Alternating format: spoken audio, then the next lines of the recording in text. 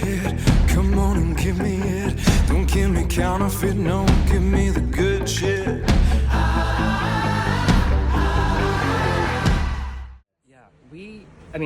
It all goes back to Ryan, Parker designer, who's just so amazing and, has put so much careful thought into everything.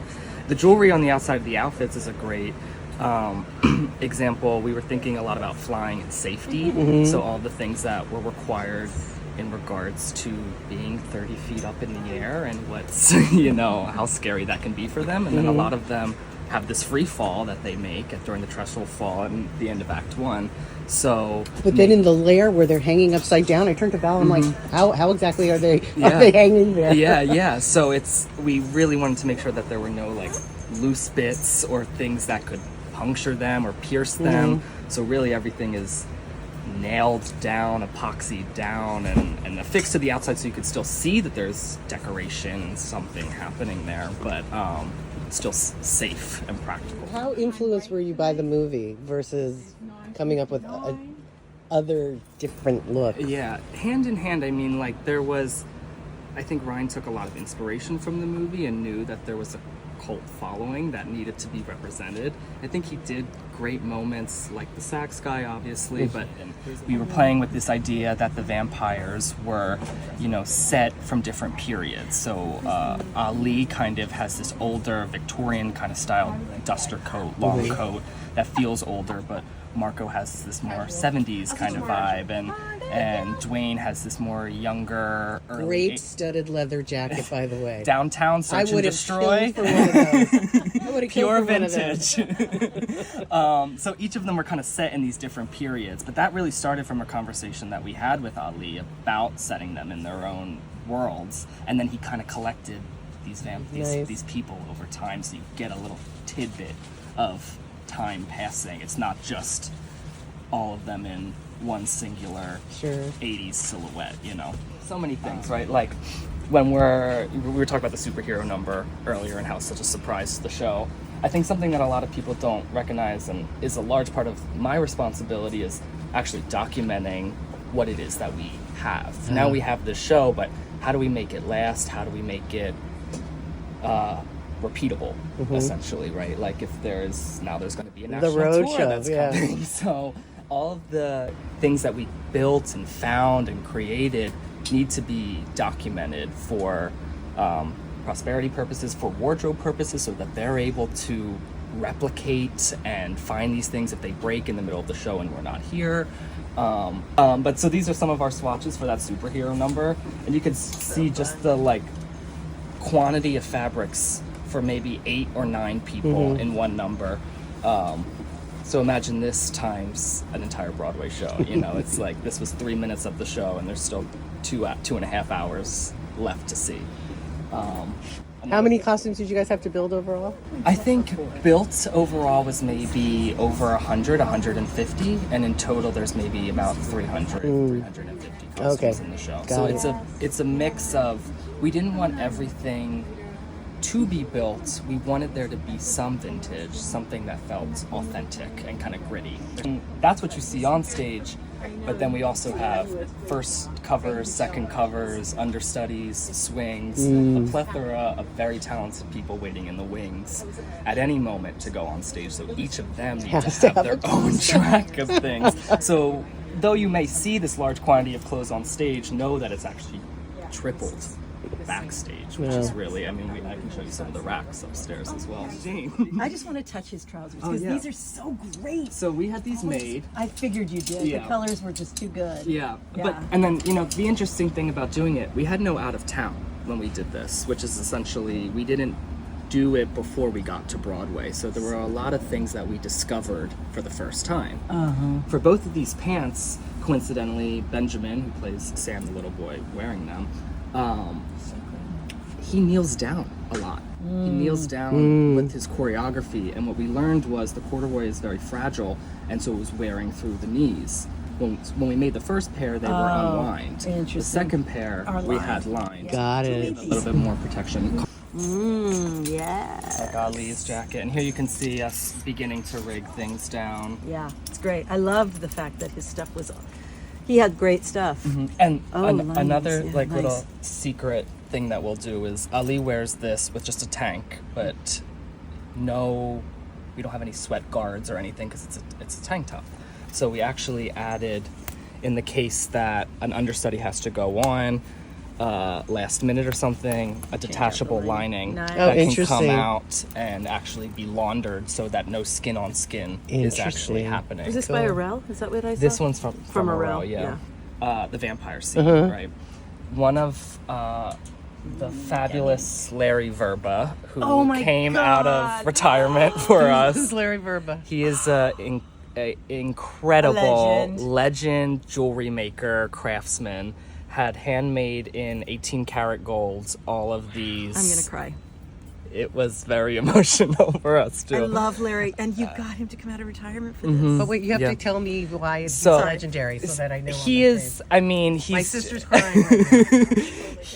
He's just worked on it all. His craftsmanship is amazing. He's the kindest man. He makes, I know, a lot of Miss America crowns. I know he makes all the Glinda crowns. I'm seriously crying. Can I touch it? Please, please. Did you go? And so they're on all the vampire costumes? They're on all the male, and I'll show you upstairs Like the too. Dracula ones, you The mean? men have them all in these kind of like neckerchiefs, and then the women have them all affixed to the front of their corsets on their bodices. So, yeah. Okay, my sister's emotional. I know. Costume I'll show designer you. Valerie Ramsher's emotional. No, stop. Cut that out. It's amazing though, right? I mean, it's just art. It's And really when you go an to honor. his house, it's like It is beautiful. it's smaller than this wardrobe, and it's to the ceiling with stuff. And he's a legend. I mean, Yeah. he's a legend. It's Tell me- you can give him as little or as much information, and he is able to make, I mean, something out of dreams. Like it's really, I don't even know where this came from, and the speed and the quality in which he produces work is beyond. And there's so many he's more made things stuff upstairs. for So we, make paperwork that I do of all the tracking for all our performers and for our cast. Like serious. Yeah. With all the fabrics and, And then the I looks. come up with, where it all came from, how much it cost, how much we purchased. What you don't see here is I have other running totals to figure out, how much this whole look costs. This tells you how much the fabric is a yard, where it was from, how they are using it, either vertically or horizontally, and especially if a costume shop ordered it, and that means that maybe you can't get it again. So it's really like, it is the Bible for a show, and it goes. There's multiple copies of this. One will go on tour, one stays with wardrobe. So it's a really important document. This is a beautiful Bible. Bravo. It is. So, I mean, and there's some things that were cut from the show. So, like Right. this feather coat, which is somewhere hiding, that Winterlings had made for, Eric Winterling had made for us, got cut first week of tech. But you still keep it in the Bible. I still kept it because it's we still- made it, yeah. and it's its own thing. Now, when I would do this show again, this section would be removed.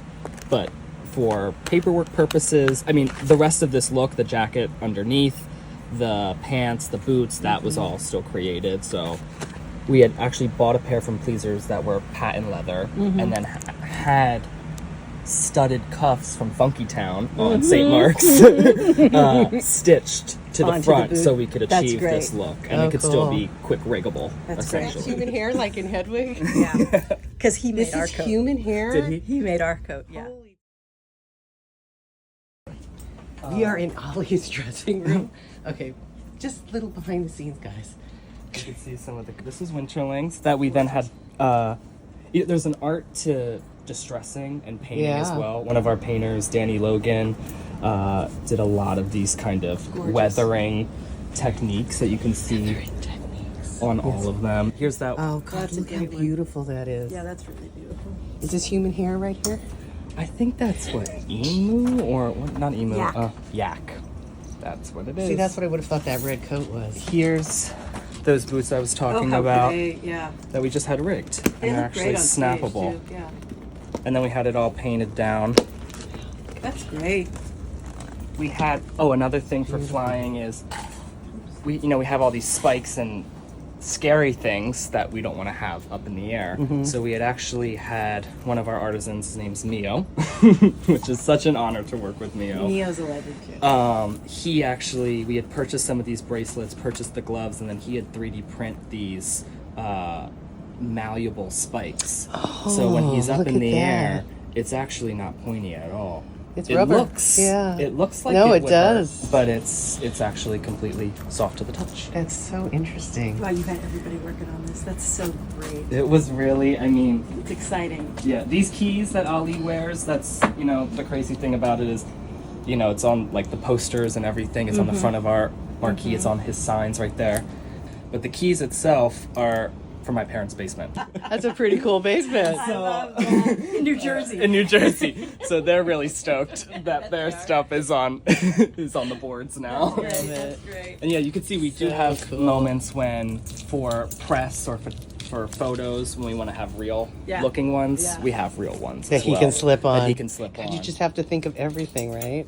everything. It's so neat. Shut up. So these are all. Oh, yes. This was a jacket that I Arel's love- studio had made. Julianne Croboth had done all of this detailing. Marcus from our So school, cool. he did all of some top stitching. I So this love was another disco. one that Oh, we so bought cool. from Search and Destroy I with would have the killed other. for one of those 40 years ago. And we just added some paint and the safety pin.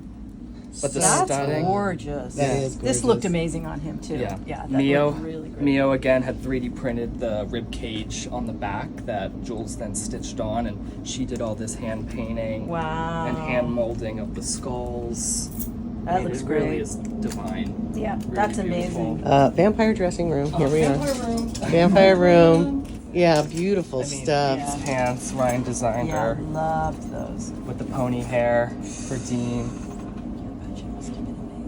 These pants that Eric Winterling had done for us that we then had dipped down. I mean, everything you see when it was first made This looks like it has a Super flag on it shiny. here. was shiny and Yeah, new. shiny and Like Yeah, so it's American an flag American stripe. So there's a moment at the end of Act 1 when, iconically, all the vampires fall off the bridge and try to coerce Michael to also fall and then fly. In our production, they fall and they actually have to land in a way that their foot needs to be flexible on the crash pad that they're falling on. So they have to have really full mobility of the ball of their foot. Traditional shoes, not like a trainer or sneaker or anything, usually have a hard sole so they can't flex. Dance shoes are a little different, so we had these custom made from Leduca that actually allow the guys. So it's totally flexible here. So it's totally Nice. flexible. So when they fall, they actually fall like that. That's great. Wow. So Gorgeous. there's, Yeah. but that's trial and error. Yeah. We didn't know a lot of this stuff when we yeah. first did it. It was kind of, hey, we're realizing Yeah. that this needs to Yeah. happen. Lost Boys Lounge, Backstage. The 1980s. Yeah, gorgeous. This is our men's ensemble room. Huge. Wow.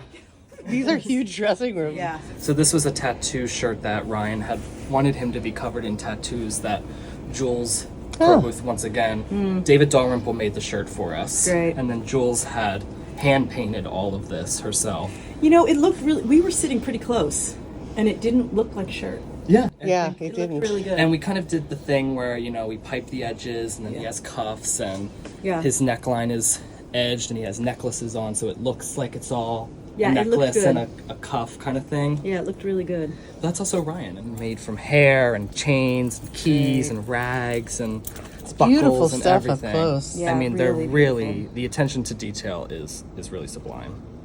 Gorgeous. I mean, we had spent hours doing So it. it just all got cut.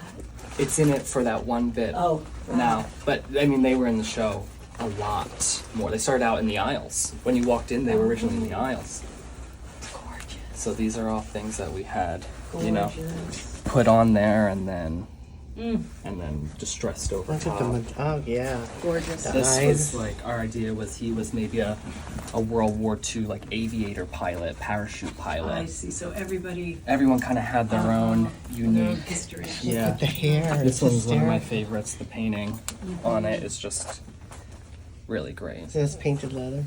This is Oh, it's denim, jean. actually, yeah. And then silicone on all the hair to make it kind of ratty. This one too, we had done a bunch of like duct tape applications Gorge. with The hair on the edge. Yeah. So what's the whole thing with the hair? There's something about it that's just like kind of Textural? distorted and textural, and it looks like victims of like the past, like somehow they've like ripped off some and some got stuck here, and so like there's like a savagery to it, and it distorts the body, and it kind of you're like, well, is that where the head is, or is it there, or like is there something coming out? Changed. We have a preview process of about a month where they're allowed to kind of nitpick and Oh, and change so this is and how it add. changes? So this is how it changes. It started with From this- preview to opening? the button of the song being this full group shot that they take live on stage every night with a real camera, but by the end it's just the song ends now with just Oshana center stage. Interesting. So I think that that's always like a cool This is thing so to show fun for the me, fan like art. seeing all this backstage magic. Yeah, and this was something that Ryan designed from the very beginning of the Oh, that's shoot. pretty. That is still one of our favorite kind of pieces, the velvet. Yeah, that's beautiful. The skirts. These were all made by Yuriko Costume Shop. Great.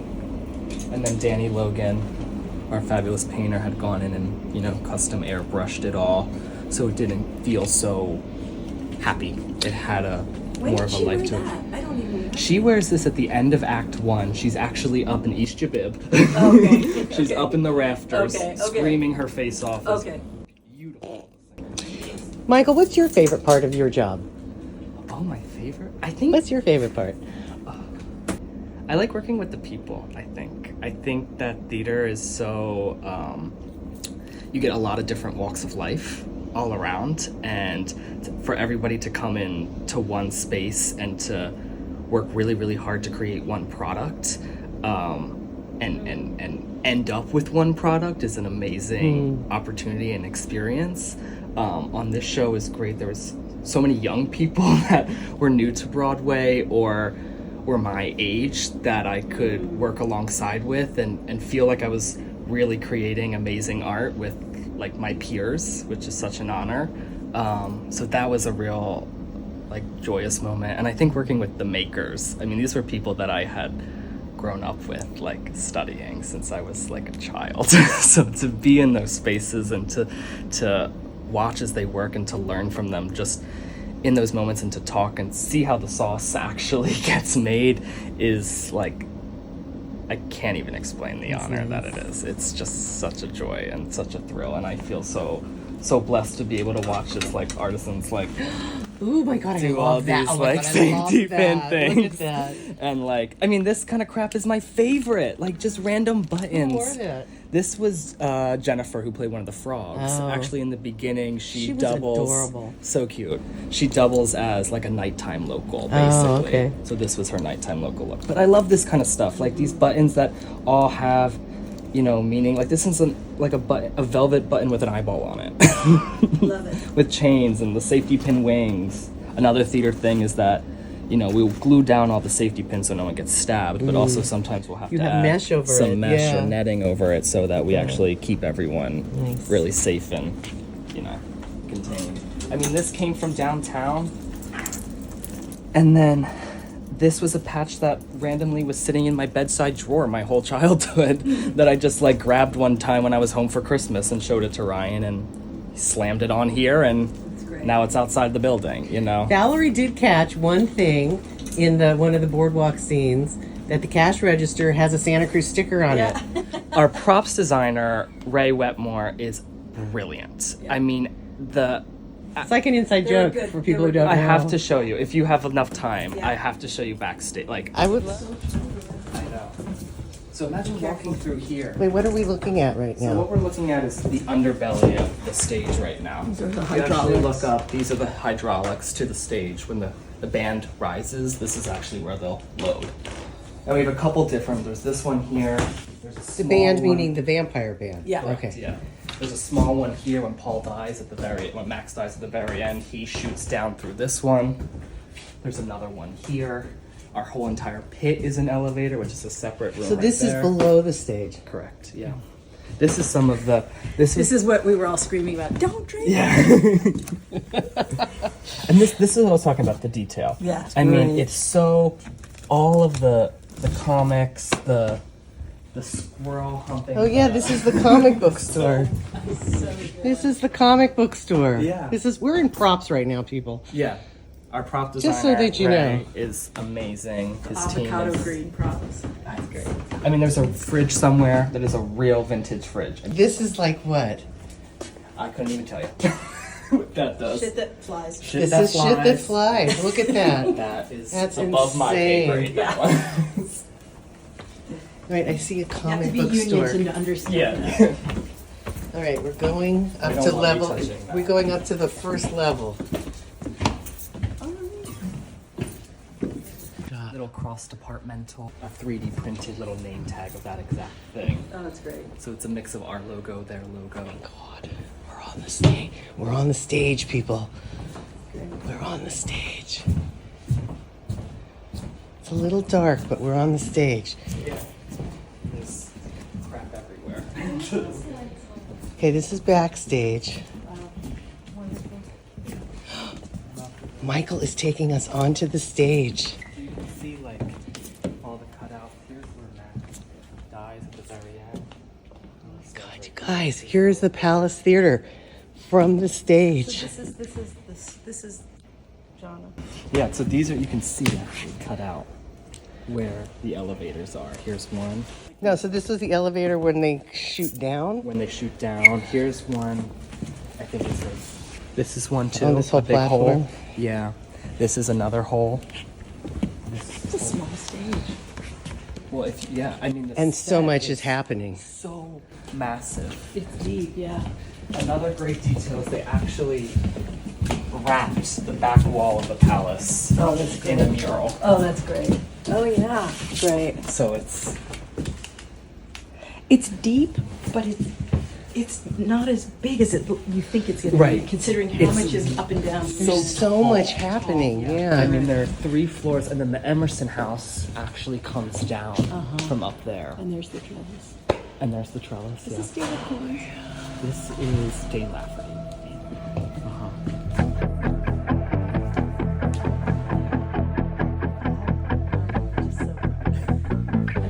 I need a quick hit. Come on and give me it. Don't give me counterfeit, no, give me the good shit. Okay, this is a 3-story set, okay? Here's level 1, level 2, level 3, and then there is the bottom where we came in. Your pulse is racing, you drive me crazy. How can you blame me? You're so beautiful, baby. His kid in play. Totally. Bro. Where's David's wig? I don't know. So good. Right next to me. Oh, Set for the night. Star David. Star of David.